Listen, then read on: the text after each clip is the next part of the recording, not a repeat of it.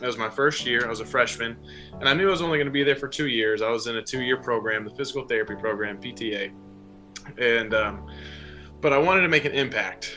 It was kind of one of those things. Once I left high school, you got these things in your mind. Once you get out of high school, no more peer pressure or anything like that. But I left high school thinking, I wish I would have done more. P7 clubs had really just started to kind of take root, and I was seeing all these wonderful testimonies of things that were happening around high schools across America. And at the same time, they're also pushing campus ministry. So I walk onto campus, I immediately fall in love with my campus, and I fall in love with the people. And ultimately, that's what it all comes down to, is loving people. And that there was a desire to do more. There was a desire to impact people, even if it was something small. And the thing that just kept coming back to me, because it was so pushed, when I'd go to holiday youth conventions and church camps, and you're seeing all these things, it's like, if I can start a campus ministry, it's something that will outlast me. Because I knew I was only going to be there for 2 years.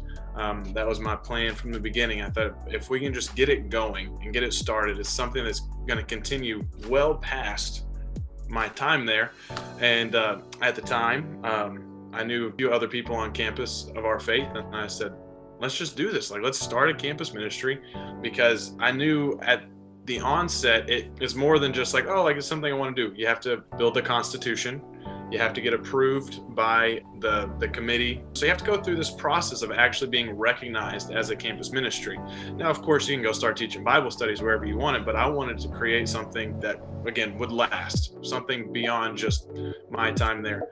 And we just started talking about it, and it's something we wanted to do. And we started the process, and thankfully, with all the resources out there put on by Campus Ministry International, they have if anybody ever wants to start one, they have all the resources that you need, a constitution that you can build around and develop and personalize. So we just started the process, and then from there, we just went piece by piece, and we created ASO of ASU as we know it today.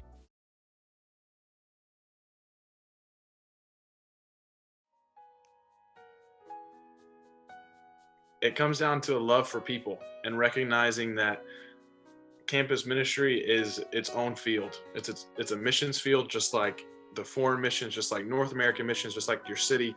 I mean, because it's almost, I mean, campuses, especially like A State, I remember thinking, obviously people do live there, but you got everything you need. You don't have to leave if you don't want to. It is its own city. It has its own zip code, for goodness sake. So recognizing the fact that there are people here, thousands and thousands of people here that need something that I have. And that was always just kind of the burden. So my encouragement is, yeah, people like to really put on a front, put on a face, and they're going to party and they're going to do all these things, and they're going to experience the world, or whatever the case is. But don't let that confuse you, and say and tell yourself that they're happy with where they're at. I learned very quickly, and again, even later as a youth minister, people can put on a lot of different faces, but at the end of the day, everybody's searching for something.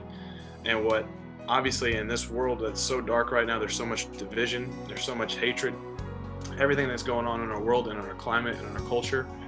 If we could just be a light, have the fruits of the Spirit, love, joy, peace, patience, kindness, goodness, faithfulness, gentleness, and self-control, show people what it looks like to be Jesus.